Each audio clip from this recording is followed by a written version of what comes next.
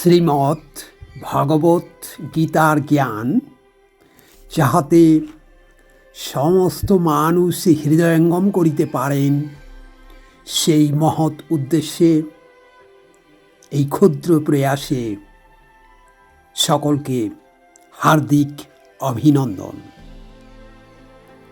শ্রীমৎ ভগবত গীতা অষ্টম অধ্যায় অক্ষর ব্রহ্ম যোগ। বাংলা অর্থ: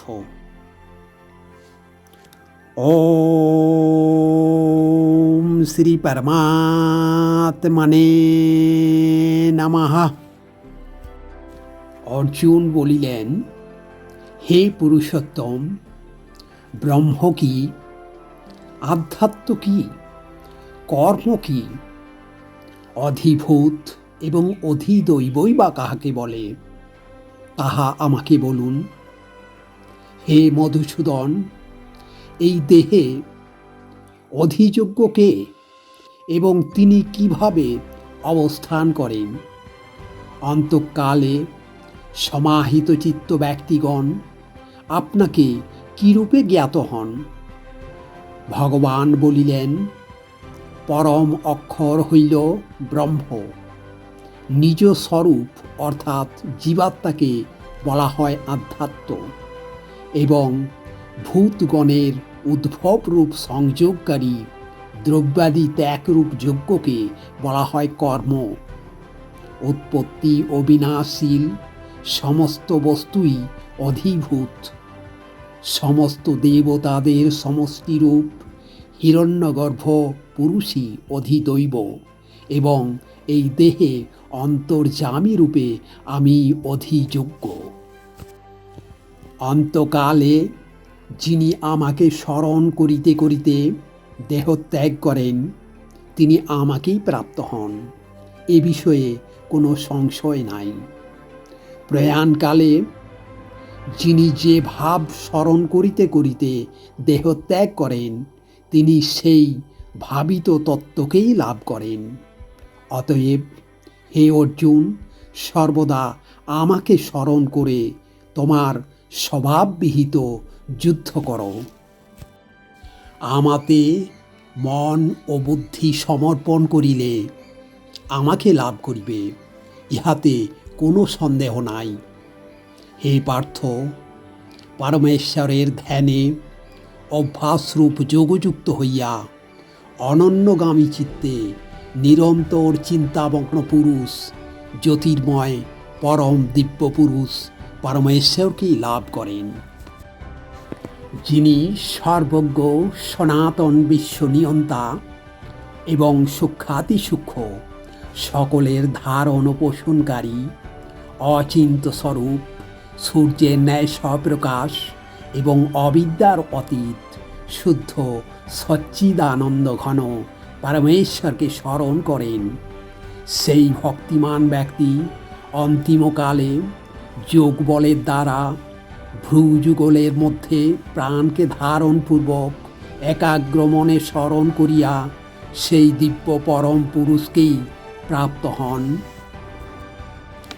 বেদবিদ পণ্ডিতগণ যাহাকে অক্ষর পুরুষ বলিয়া অভিহিত করেন, বিষয়াসক্তিশূন্য সন্ন্যাসীগণ যাহাকে লাভ করেন, ব্রহ্মচারীগণ যাহাকে লাভ করার আকাঙ্ক্ষায় ব্রহ্মচর্য পালন করেন, তাহার কথা আমি তোমাকে বলিতেছি।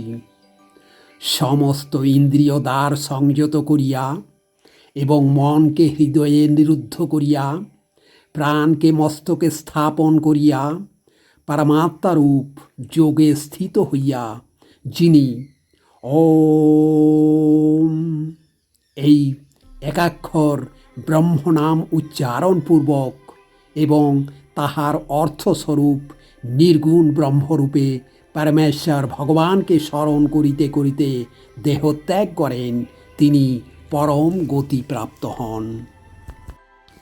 হে অর্জুন, যিনি অনন্য চিত্তে আমাকে নিরন্তর স্মরণ করেন, আমি সেই নিত্যযুক্ত ভক্তযোগীর কাছে সুলভ হই। সেই ভক্তিপরায়ণ যোগীগণ আমাকে লাভ করিয়া আর এই দুঃখপূর্ণ নশ্বর সংসারে পুনর্জন্ম প্রাপ্ত হন না। হে অর্জুন, পৃথিবী হইতে ব্রহ্মলোক পর্যন্ত সমস্ত লোকই পুনরাবর্তনশীল, কিন্তু আমাকে প্রাপ্ত হইলে আর পুনর্জন্ম হয় না।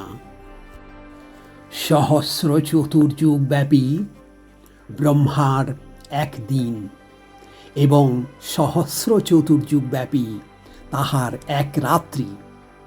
যিনি ইহা তত্ত্বত জানেন তিনি দিব্যরাত্রির তত্ত্ব জানেন।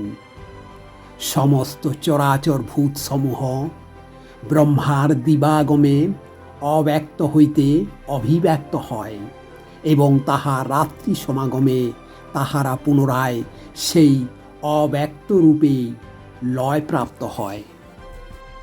হে পার্থ, সেই ভূত সমুদয় পুনঃ পুনঃ উৎপন্ন হইয়া ব্রহ্মার রাত্রি সমাগমে লয়প্রাপ্ত হয় এবং দিবাগমে পুনরায় উৎপন্ন হয়। সেই অব্যক্তের অতীত সম্পূর্ণ বিলক্ষণ যে সনাতন অব্যক্ত ভাব আছে, সেই পরম দিব্য পুরুষ সমস্ত ভূত বিনষ্ট হইলেও বিনষ্ট হন না। যাহা অব্যক্ত অক্ষর নামে কথিত, সেই অক্ষর নামক অব্যক্ত ভাবকে পরম গতি বলা হয় এবং যে সনাতন অব্যক্ত ভাব প্রাপ্ত হইলে মানুষকে আর ফিরিয়া আসিতে হয় না, তাহাই হইল আমার পরম ধাম। সর্বভূত যে পরমাত্মার অন্তর্গত এবং যে পরমাত্মার দ্বারা এই জগৎ পরিব্যাপ্ত, সেই সনাতন পরম পুরুষকে অনন্য ভক্তির দ্বারা লাভ করা যায়। হে ভরত শ্রেষ্ঠ, যে কালে দেহত্যাগ করিলে যোগীগণ মোক্ষ ও পুনর্জন্ম প্রাপ্ত হন, সেই দুই কালের কথা আমি তোমাকে বলিব।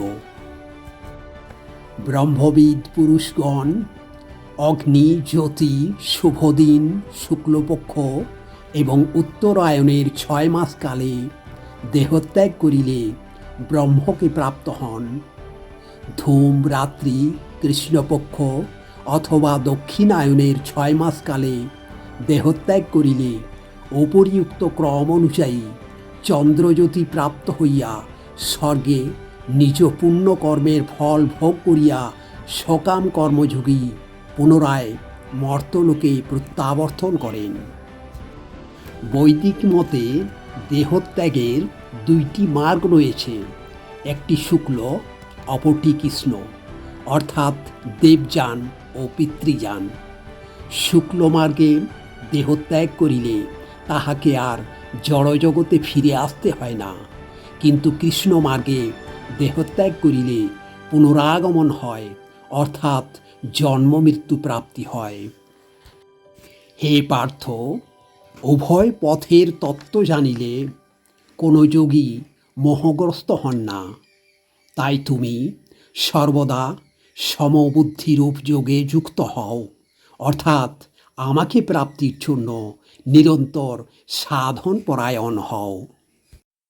যোগীগণ এই রহস্যের তত্ত্ব জানিয়া বেদপাঠ, যজ্ঞ, তপস্যা, দান ইত্যাদি নিষ্কাম কর্মযোগে পুণ্যফল প্রাপ্ত হন এবং সমস্ত কিছু নিঃসন্দেহে অতিক্রম করিয়া সনাতন ব্রহ্মকে প্রাপ্ত হন।